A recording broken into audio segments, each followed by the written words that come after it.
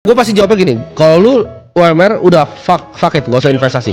Lu investasi leher ke atas ya, ilmu dan ilmu ya, tingkatin skill sampai 100 juta sebulan baru lu mikir invest. Itu jawaban gue. Cuma nggak boleh kali ini ya. Jadi semoga bisa relate ke kalian. Dan gua di lempar gue tengah jalan set gitu ya. Wah, gua kerja UMR, nganter apa? Jadi waiter. Kita pakai UMR Jakarta dulu ya. Jadi kalian bisa adjust sesuai dengan apa lokasi kalian. Karena gue di Jakarta, jadi gue akan pakai UMR Jakarta. 5 juta, ya kan? Gue udah mikir tuh. Wah, mampus juga.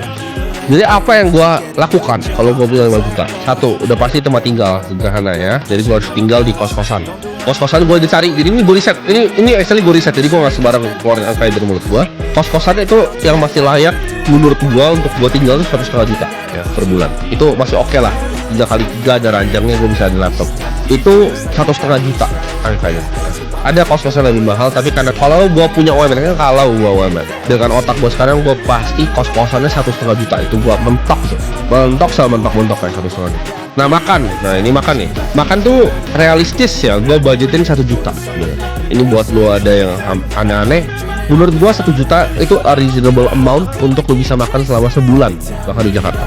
1 juta per bulan, 1,5 juta kos-kosan aja udah sisa 2,5 juta. Jadi dari 5 juta gaji gua di sisa 2,5 juta itu. Kita harus mikir lagi karena gua UMR, most likely gua kerja, nggak tahu gua jadi waiter, gua kerja di mall atau di mana gitu, atau di kantor gitu. Tapi udah pasti gua butuh transport ya. Transport ini ya gua budgetin 500.000. Menurut gua make sense ya. Ini bukan gua naik apa Silverbird ya gitu. Itu langsung habis kali 500.000. Ini naik angkutan umum ya. Kayak zaman dulu gua masih kerja mungkin naik motor, itu menurut gua 500.000 itu adalah angka yang make sense.